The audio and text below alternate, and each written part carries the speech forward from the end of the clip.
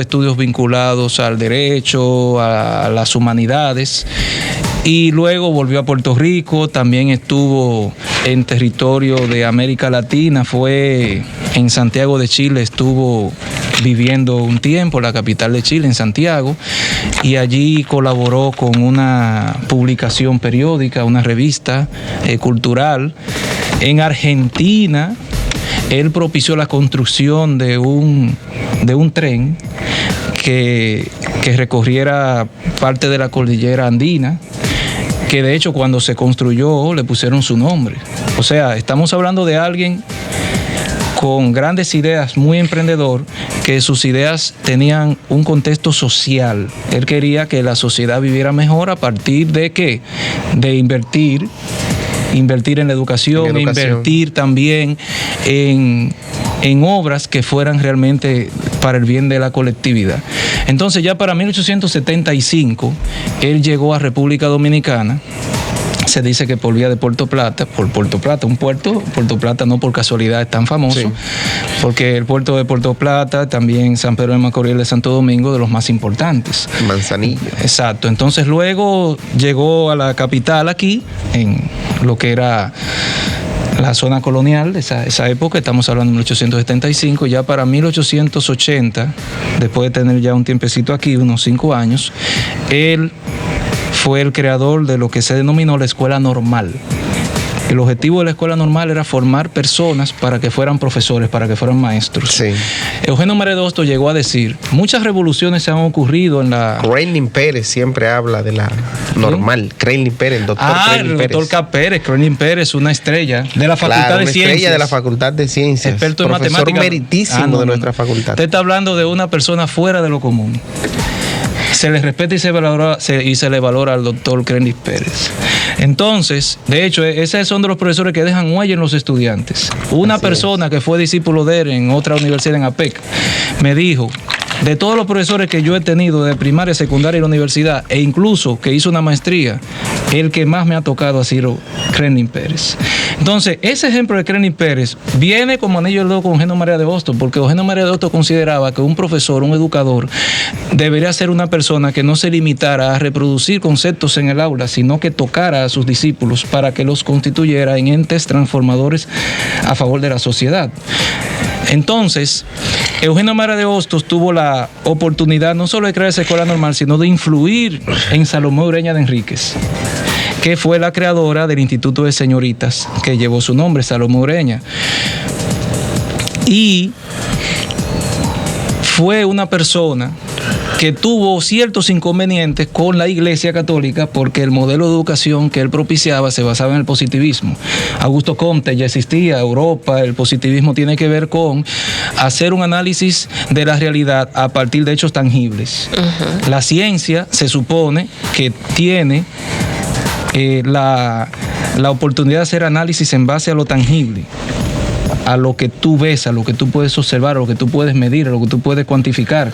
Entonces él tenía una visión de que la educación debería orientarse por esa vía, ante todo por el razonamiento, no por la repetición. Chocaba entonces ese tipo de educación laica, o sea, no religiosa, con la Iglesia Católica, que propiciaba una educación obviamente muy diferente y que era realmente para la época más atrasada que lo que propiciaba Eugenio María de Hostos. Por eso incluso chocó con Fernando Arturo de Meriño, que incluso llegó a ser rector de la universidad, un tipo muy intelectual, fue un arzobispo que incluso fue presidente de la República, gran orador, le decían Pico de Oro. Fíjese que chocar con esa persona, sí, con Fernando Arturo de Meriño, Eugenio María de Hostos tenía un adversario fuerte, sí. Pero aún así, Eugenio María de Hostos venció porque se quedó, su obra como legado se quedó a través del tiempo. Y se demostró que sencillamente ese modelo hostosiano era correcto. Y múltiples profesores destacadísimos, como Ercilia Pepín de Santiago, que colaboró mucho con la educación en Santiago, fueron discípulos de él. Incluso Joaquín Balaguer fue discípulo del modelo hostosiano. Juan Bosch también. El modelo hostosiano de educación lamentablemente fue abolido en la era de Trujillo, como para el año 1940, por una razón elemental. Si se propicia que las personas sean razonadores, pensantes, y no que estén repitiendo las cosas. Construirán sus modelos de gobierno. Exacto. Tendrán una idea de cómo deben ser las cosas a partir de un razonamiento propio y no creer lo que se le está diciendo para que lo repitan sin analizarlo. Es obvio que en una dictadura no conviene que la gente razone mucho.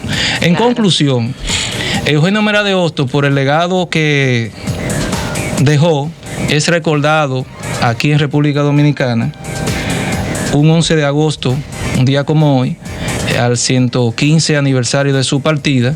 Sus restos reposan en el Panteón Nacional, porque él pidió que cuando él muriera, sus restos reposaran aquí en el país y no en Puerto Rico. Solo en Puerto Rico reposaran sus restos a partir del momento en que Puerto Rico fuera un estado libre e independiente. Cuando él murió en ese momento, era colonia de Estados Unidos, Puerto Rico. Con el paso del tiempo sabemos que ya Puerto Rico está anexado a Estados Unidos, es un estado libre asociado.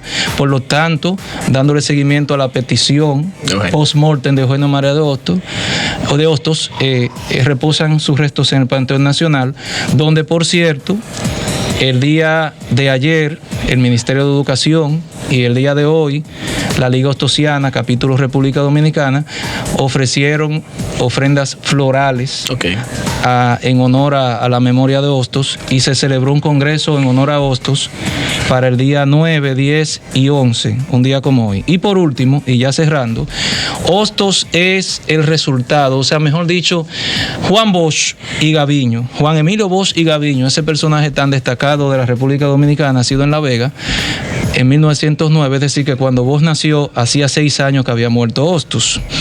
Es una hechura de Hostos. Él así lo confesó, porque en 1937, estando en Puerto Rico en el exilio por la dictadura de Trujillo, él fue a la biblioteca de Puerto Rico buscando trabajo. Alguien está exiliado, tiene que incorporarse al mercado laboral. Y muy hábil, como él sabía de letras, fue a la biblioteca de Puerto Rico, donde fue acogido inmediatamente. Y casualmente en 1839, ahorita mencioné que nació Hostos, se iba a celebrar el centenario del nacimiento de Hostos y querían recopilar las obras completas de Hostos, y esta labor le tocó a Juan Bosch. Lo contrataron para tal finalidad, y Juan Bosch cuenta que, por cierto, escribió un libro llamado Hostos el Sembrador y otro libro llamado Las mujeres en la vida de Hostos. Juan Bosch escribió esos libros. Entonces Juan Bosch expresó que él tenía la idea de servir al país, que le gustaba la literatura, que le gustaba tener algún tipo de compromiso social, pero no sentía tener una idea de cómo lograrlo, el norte, cómo lograrlo. Y entonces él plantea que a partir de haber conocido la obra de Hostos, tuvo como la guía de acción para él desarrollar su obra como ente preocupado por la sociedad. Perfecto. Bueno, pues muchísimas gracias a él. Excelente. Pues gracias, profesor. Excelente elocuencia la del señor decano. Una muy buena intervención de nuestro querido amigo Eddie. Un detalle, escúcheme, recordando que yo soy hijo de la Universidad Autónoma de Santo Domingo, igual que ustedes tres. Claro. Así que la Universidad Autónoma de Santo Domingo, a través del programa En Dígitos, está culturizando. Procura siempre orientar. Claro que sí, Así señores. es. Muchísimas gracias. Con nuestra amada UAS. Con el permiso de ustedes, nos vamos a una pequeña pausa. Cuando retornemos, seguimos con el programa. Recuerden nuestro 4º aniversario acá en... Eso merece un aplauso.